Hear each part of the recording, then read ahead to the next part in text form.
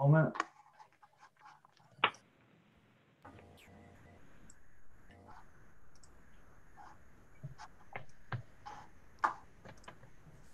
Okay, we're rolling. Thank you. Okay, thanks, John. Good evening. I'd like to call to order the Finance Committee meeting for Thursday, May 14th. We're starting at 4:30 because there's a 5:30 budget workshop to follow.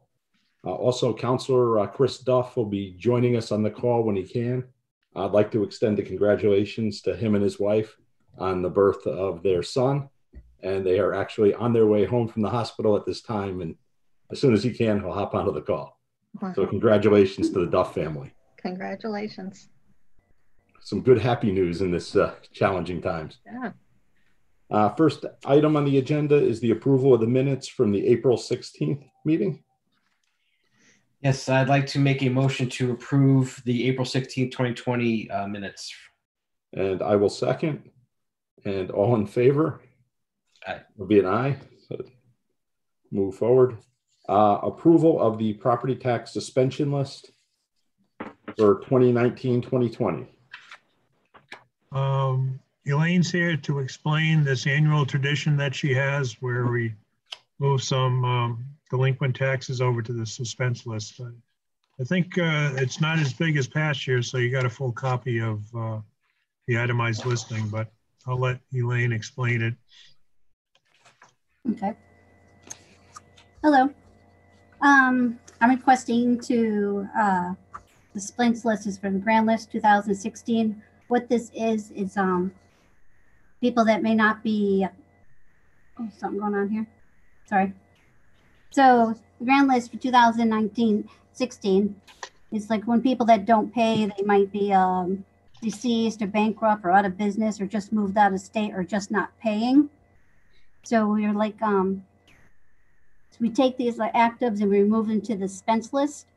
But for 15 years, we still be able to try to collect them. I mean, like we send out delinquents, we send out the demand notice to people. We send them to collection agencies. We have the marshal trying to go out to also still try to collect this. So what I'm just asking is if the attachment that we see where it says, please see attachment, a list of delinquents grand list for 2016, which payments were due July of 2017 and January of 2018. These delinquents include motor vehicle and personal properties. And I'm recommending to remove them to the suspense list. Okay, and I just for clarification, the personal property portion is $24,698, and the motor vehicle and motor vehicle supplements is $49,834. Correct. Okay. Jeff, any questions on that for you?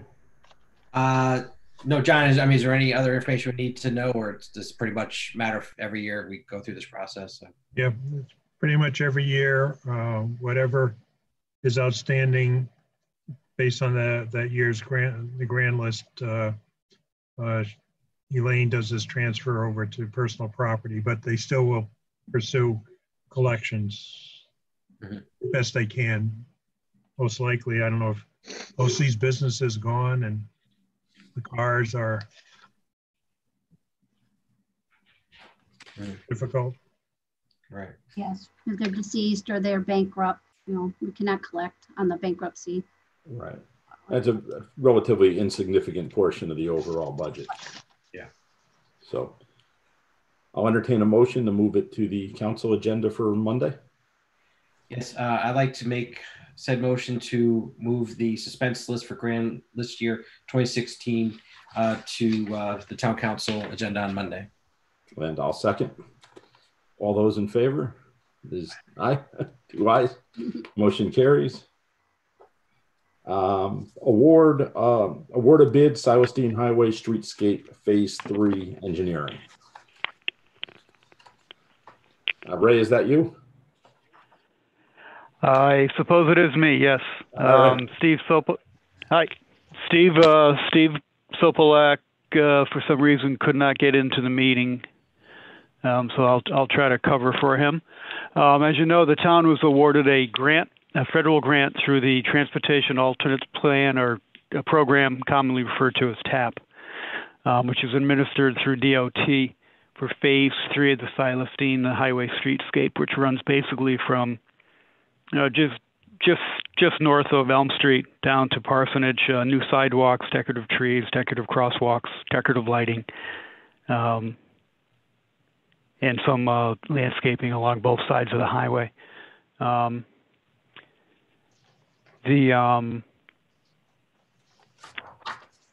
All the bid proposals were reviewed by BL companies. We did go out to bid in accordance with the charter, and we received 1, 2, 3, 4, 5, 6, 7 bids, ranging from $2.605319 to just over $1.9 million, or $1,920,392.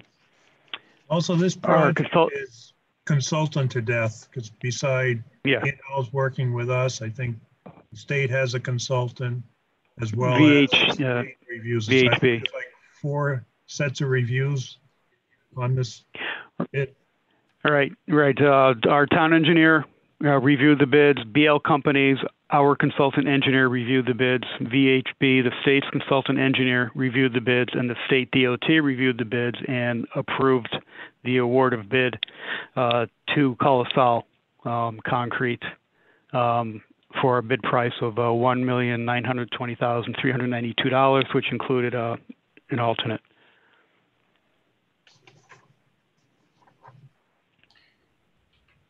Jeff, questions? Yeah, just Ray, just so we understand, is there like a budget for this that you're given as far as the grants go to start? Well, the grant received, I believe, was 2.5 up to 2.5 million, 2.7 possibly. So when the price came in at 1.9, so we will get the amount. We'll get 80% from the federal government of that bid amount. Okay. And then the go ahead. No, go ahead. I think you're going to answer what I was going to say. So go ahead. And then the match would be through a LoSiP money, a state money. And I assume that as part of this, the new lighting that's going to go in is all kind of state-of-the-art LED, low. Oh yeah. Yeah. Okay. Yeah, LED, 90 degree, all full cutoff fixtures. Okay. That's pretty much the question I had. Ray, just want to make sure and be clear to everybody that may be listening to it. So we're receiving a grant for the work, and the matching component is coming out of our state LoSiP money. So it's really a budget neutral item to taxpayers. Correct. Okay, that's what I just want to make sure we all understand that. And John, based on the dollar amount, does this go to the consent agenda or just the regular new business item? Well, usually if it's discussed and approved by the Finance Committee, we usually just put it on a consent agenda because Ray has a little report attached to the resolution explaining the project. And then if there's any questions, they can pull it off the consent agenda. But we usually, once it's reviewed by the subcommittee, we figured it's easier just putting it on the consent and not reviewing it a second time. Thank you. Do you want to make a motion? Or are we good? Yeah, I'll entertain a motion. Okay.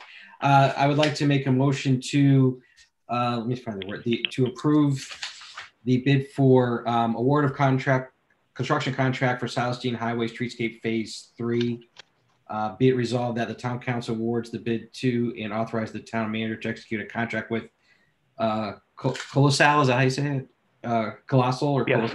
Concrete Inc. Colossal in the amount of $1,920,392 for the construction of Phase 3 of the Silestein Highway Streetscape, and that would be part of the consent agenda on Monday's town council meeting. I'll second. I guess there's no further discussion. Those in favor? Aye. Motion carries. The update on the COVID-19 expenditures. Okay, I'll take this one. Last meeting we had I promised that I'd do a little update on the tracking of the expenditures for COVID. We're tracking these in a separate fund. Any departments that are having any expenses that are COVID related or not going through the general fund, we're keeping them separate for reporting purposes. So as through the end of April, the town had about 21,596 in expenditures for the various categories. We're also gathering the expenses for the ambulance, because as we report this to FEMA, and it may turn out that we may be just reporting directly to OPM, we're reporting the town as well as the ambulance expenses together. So they have been reporting individual details. We need to show the individual item, the unit price, and show attached invoices. So we're gathering a lot of documentation to go with this. Together through April, we had accumulated expenses of $46,422. So I've kind of sliced and diced this. I won't go into too much detail. You can read that. I know we're kind of short for time, but also gave a different cross view of it to show the type of items that are being purchased from the town and the ambulance. Obviously, with the shields, those are masks or shields. So we just put them into one category and to get to too much detail, as well as you can see over 20,000 gloves, and the overalls that are quite popular to be used from the ambulance.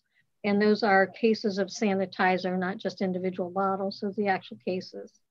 We had some unique items that do qualify.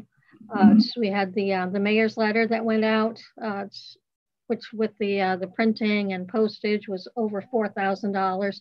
And because that includes outreach to the public and communication regarding COVID, this is an eligible item, and this is going to be part of the cost included in that $46,000. This is Zoom meetings that we're doing. The expenses related to that are eligible.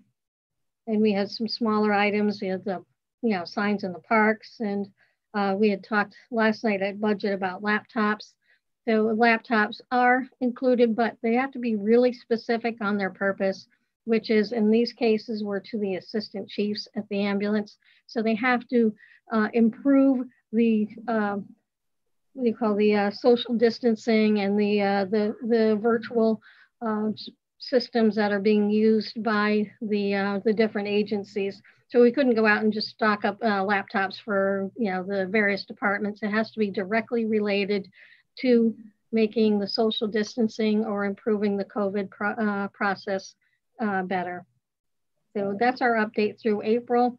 We'll continue next month and give you another update on that. At this point, we had given a projection through to the OPM, and we're projecting about 100,000 from what I'm getting from other departments, which still keeps us as a small qualifier with the FEMA and state OPM. And Mona, what is the reimbursement rate that we anticipate on these? Initially, this was going to go directly through to FEMA, and that would be 75% reimbursement.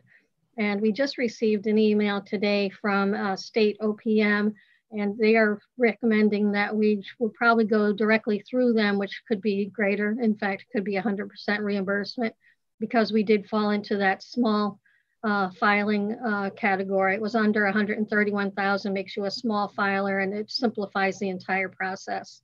So we'll be working closely with the state, spend a few hours with them on some training sessions today. So we'll probably be going that route.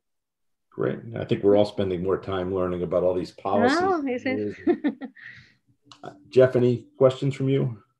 Yeah, just one brief one. If there's times where we have to use staff to do certain things, but it's not overtime, like I'm thinking probably more like the Parks and Rec department, if they have to do things to close parks or make things, inaccessible, so people don't use things that are closed. Those wages that we spend for that time, is that reimbursable under this? No, no, actually that's been one topic that's been battled back and forth, and no, as long as, if it's anything that's been budgeted that we ordinarily would have spent, so if it's our regular staff that would have gone out and done something with those regular budgeted hours, that is not eligible. If it is overtime, for example, I mentioned, I guess I skipped right over that. You had the overtime for the police department that went out on the weekend and did a monitoring process, and we'll see them probably do that in the next few weeks and maybe a couple of months. Since that's overtime, that will be eligible, but anything on the regular work week is not. Okay. Thank you. You good there, Jeff? I'm good, thanks. Okay. We'll move on to the item 5, update reserve and capital non-recurring expenditure fund.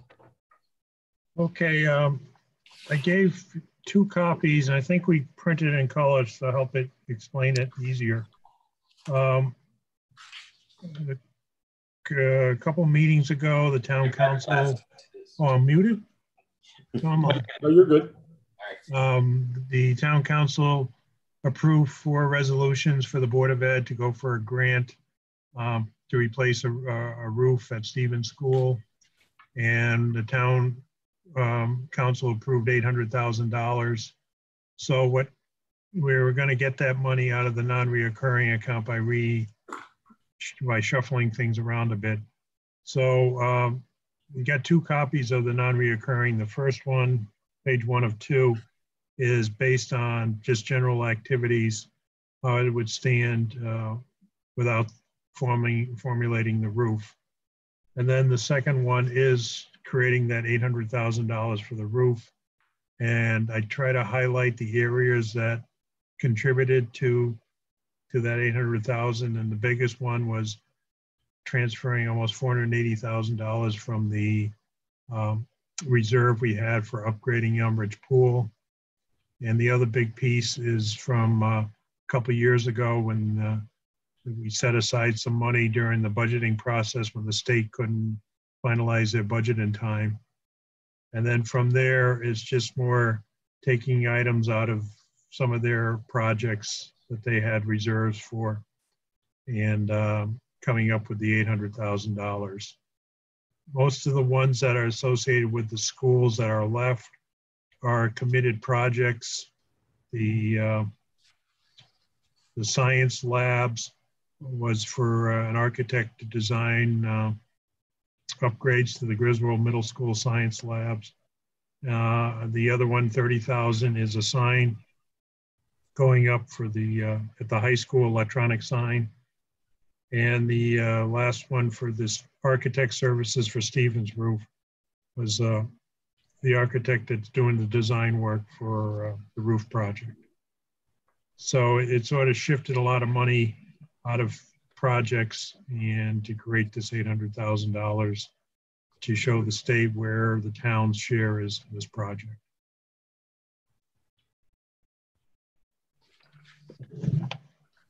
Even though it's in color, both Jeff and I needed our glasses to read that, I noticed. Keep things on one page and as much as possible, sorry. I'm not saying we're getting older. That's not the comment. I'm not saying anything. I have no questions on that. I mean, I think we were pretty aware of it from the council side. Jeff, I don't know if you have any. No, I'm good. Thank you. Okay. State aid to municipalities, okay. 2019-20 budget. All right, I'll take that one. At this point, we received in April 2 of our state grants.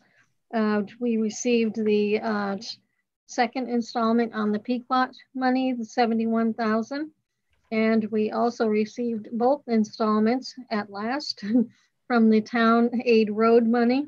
We'd been waiting for that. And so now we've got the full grant of the $345,000 for town road aid. So at this point, we are still waiting for our final installment, which should come in June for the Pequot money.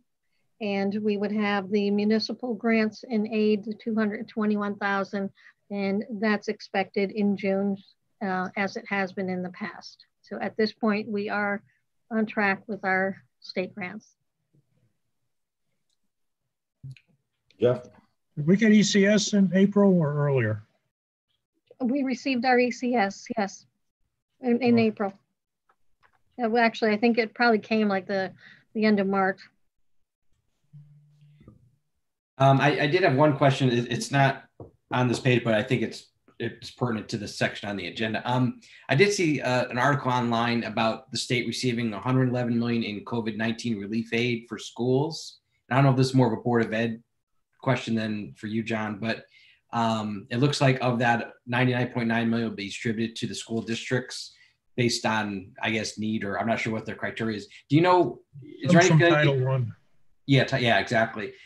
Is that anything we would be eligible for, you think, or is it really hard to tell? Or Well, generally, any money that gets sent to the state, we're at the mercy of the state to distribute it how they see fit. So hopefully we'll get it, and I guess they're going to use that criteria, Title I. And so we get our share associated with that, I guess, that Title I calculation that they do on a yearly basis. Mhm. So again, it's difficult to say when money goes into the state, how they're going to divvy it up to the towns, if they do it at all. Okay. So Yeah. wait and see. Okay. That's all I have. Yeah, I was gonna say, in one of my sessions earlier today, they had mentioned that they were finding that the distance or remote learning from education was not fitting into the definition for the FEMA reimbursement. So when the state came through and it was helping with that definition. So I think it was the complementary side for education. And Mona, the one question I guess I'd ask on this, and the Pequot grant that's due in June, and I know this was budgeted well before COVID-19. Mm-hmm. Do we anticipate any issue with receiving that grant since the casinos have been closed down for close to 60 days? I haven't heard anything about that. I'm not sure if, John, did you get any communication that we're holding back? No. It sounds like anything that's been committed for 1920, you'll receive that money at the moment. Okay. So the impact on that will probably be in the next budget, potentially the next budget cycle. Yeah. Okay. Okay. Thank you. That was the capital reserves. That was the state aid monthly financial report. I'm sorry, I lost my spot for a minute. That's okay. I did too, and it was my turn. I forgot my check mark. Okay, so first we'll address revenue on the tax collector's monthly summary. We are presently at 99.4%, which is perfectly where we should be at this point in time. If we look at the benchmark, we're at over 100%. Again, that's in comparison to the budget. So that is, again, a great place to be as far as the current collections. The motor vehicle supplementals, slightly behind, but still at 90% collections is a favorable place. I think our place that we should be concerned is the prior year tax collections. Ordinarily, we would see that pick up a little bit in the second round of bills, but that's staying at 223, and we had budgeted 400,000, which may have been an aggressive number, but I think just looking at what's going on presently with the economy and COVID and so forth, we're concerned that that will probably stay at that level, not increase much more throughout the end of the year. So we can have a shortfall on the prior year collection for that. So where you're seeing the 223 for prior year collection, that's a $400,000 line item within the revenue page. So as I go to the next, if I may, to the revenue summary, if you see the line called other tax, that would be the 400,000 would be grouped into that 1,460,000 figure on the second line, if you follow me there. So as we're seeing that variance of the 412,000. That's what we're seeing, that shortfall is really driving what's going on with the prior year collections. I suppose the good news hopefully will be if we do a tax sale next year, we can collect on that, but I'm not sure if that's the direction we'll go. So overall, we're at 98.3% of revenue collected. That's right. Okay. So I kind Well, of, Can I yeah, ask a question on this? yes. This may just be timing. So for example, like solar energy, it's budgeted 90,000. We haven't gotten any. Is that just because we get it in May or June? Or is that? That's usually received in June. Okay. Correct. So the variances here, we shouldn't get, because that's variance for the whole fiscal year. So we shouldn't get too crazy about it because there's still time for some of these things to prove That's up. right. Okay. That's right. Okay. Yeah, we noticed that I'd say probably maybe about 3/4 down, you'll see building permits is at 74.8. Last year at this time, that was closer to 84%. So that's a little bit behind. But I mean, they're still doing their business online. You know, we're seeing a lot of, home improvements and windows and roofs, nothing major, but there's still business going on. So hopefully that will continue its pace. So I'd probably keep an eye on that, but not of major concern. Okay. Thank you. And if you like, we can continue toward expenditure. I'm good. Yep. Let's go with the expenses. Okay. So for expenditures, we're through April, so we should probably be looking around 83%. That would be where I'm looking for a benchmark. So I'll just look through this summary page. Of course, we got finance, which is on the low side. And that's obviously for the salary line vacancy. And I think for the most part, it's all falling into place. You see probate, which is at 50%, but that's timing of payment. Drop closer down toward the bottom for sanitation. I think I've mentioned that in the past where it looks at 93%. Again, the largest line item, and that is MDC, and that's fully paid. But if you look on their detail page on trash collection, that's only through February, because their billing, it tends to be on a slower pace. That's, if keeping that in mind, would probably kind of let you realize that those two lines will be over budget because those are through February. So there is a problem area in the sanitation that there will be some overages there. And let's see. I was going to say, are there any areas where we're seeing things that won't be as high as we expected, whether it's because of COVID or otherwise? Well, for COVID, for the most part, we looked at, I did look at the utilities. We had talked about that. And at least looking at the April bill in comparison to the March, we're not seeing anything, and actually comparing this April bill to last year's. For the town buildings, there's not a considerable savings. I think if anything, it's probably less than, even less than 5%, it's closer to 3%. And that really could just be something that's more temperature driven than COVID related. On the school side, definitely they see a savings. They were more like a 70%, but that didn't help us. That was on their side. Yeah, we had some savings on part-time, but the part-timers that we did have not working was on the library. And we had a few in human services. So nothing substantial that's really helping in that area. So I think unless there's any specific questions, that was a very high overview for you.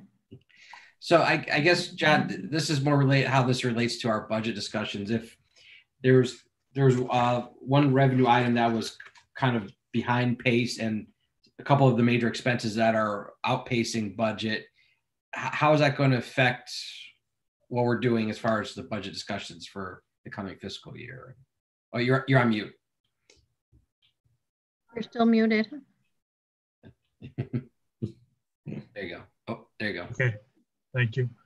Well, really what it is now is that in this current year budgets, we have pluses and minuses both on revenue and expenditure sides.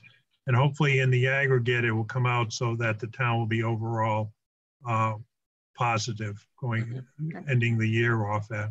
Okay. And then when you're going into next year's budget, it's just a matter of looking at some of the lines, whether they're too high or want to reduce them down. But again, see how we end up in the end of the year. If we have revenues that are coming in, if we have a sale of an apartment building and we get a lot of conveyance tax in, or the building department's expenditures start, dues come in. So we could end up the year with, more revenue than we're thinking we're going to get. And then we could have some surpluses in some of our budget lines, which we can always do a transfer into like the non-reoccurring account for future year expenditures. But it's kind of difficult to snapshot it now, where we probably need to get the numbers in April, and then we can start looking at our expenditure side, where we may have to take a load of gasoline in to finish off our contract in June, as opposed to if we're already over, we already got our allotment in, we usually wait and maybe fill the tanks up in July. So it's more, we probably got one more month of expenses to look at and then make a decision going forward. All right. And then I guess you okay, Jeff? Anything else? Yeah, I'm good, thanks. Okay. I guess the next items are legal bill update.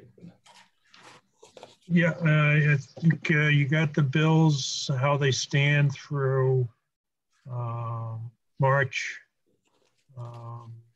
Pretty much it's still being driven by assessment appeal cases.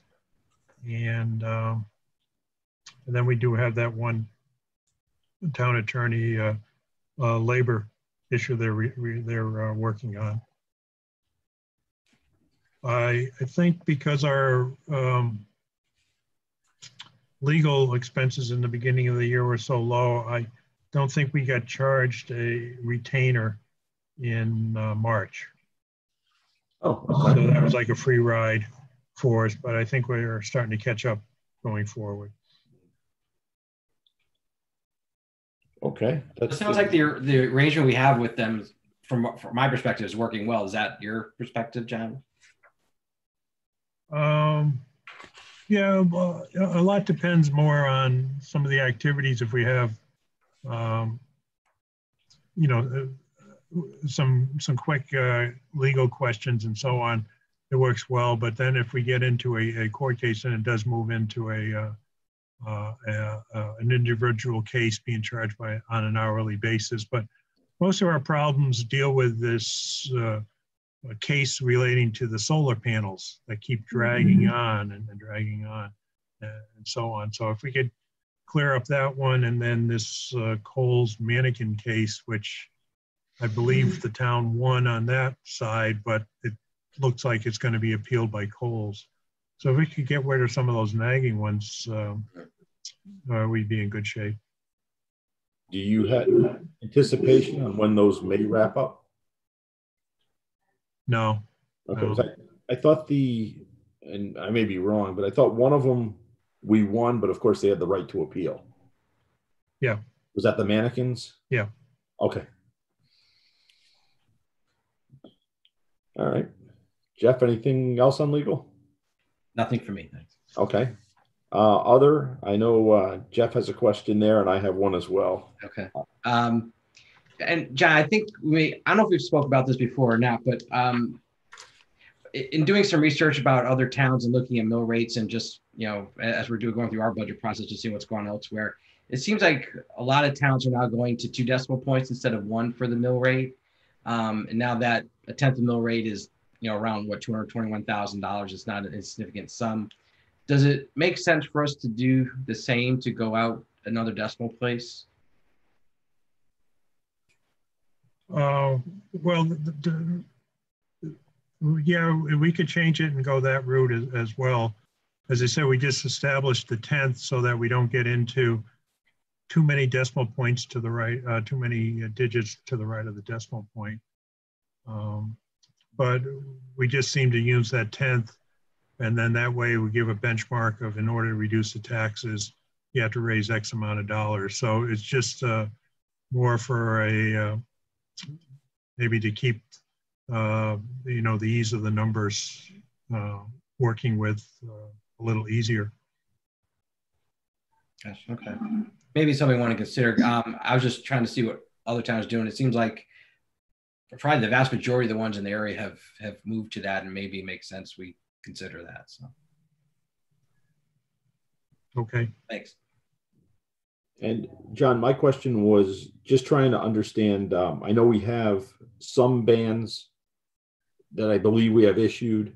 We'll be doing probably another one with the Senior Community Center project. Yep. Do we know what we're going to be rolling into a bond at the end? You know, when we consolidate all these and go out and bond, do we have a ballpark of what we're going to be looking to bond? Well, at least 9.5 million for the Senior Community Center. And then as soon as we get our reimbursement back from the state on the, whenever that comes in for the high school and the intermediate school, that would be a small number there. So I don't think we have any other projects out there beside the community center at the moment. So it'd be probably around the 9 to 10, 9.5 to 11.5 range. Okay. And when do you anticipate that we would do that?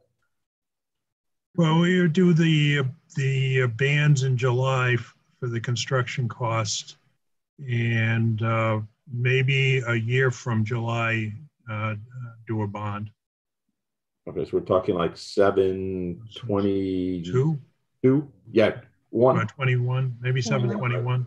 21. And then we could structure the payment to be July is 7/2 to be the first payment, or if you want to do it in the next budget year, you can do it in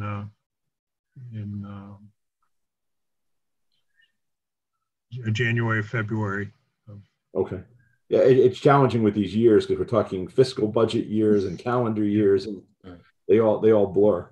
All right, and the only question to go along with that, because right now interest rates are extremely attractive, is there anything we should be looking at as far as items that could be refinanced at a lower rate? You know, I know bonds are hard to refinance, not like a loan, or potentially issuing the bond earlier, knowing that we know what our cost is going into it. We could do that, look into doing that, but usually the practice is it more tails off for school projects, but usually you go out and you use the bands to construct, and then you come up with your final cost. And also, if you're getting grant money, it reduces it down so that you figure out how much you need to bond for. So you could be banding until you get your final numbers. On the community center project, we already bonded the first $1 million for the architect. Maybe we could try. I'll check with Joe to see if they want to do we could try doing a bond to see what it looks like. But you know, you're hearing interest rates are good on the federal level, but the municipal side could be different as well because of the different tax benefits and so on. Correct. Sometimes they don't go hand in hand. No, and really we're at no point where we can refinance any of our debt, because generally, usually you issue it, you can't do anything for at least 7-8 years. So right, everything's relatively new. Yeah. Okay, thank you. If there's nothing else on there, we'll entertain a motion to adjourn. Motion to adjourn. Second. And those in favor? Aye. All right. We'll see probably most of you at the budget workshop in 5:30. Thank you. Okay, thank you. Bye.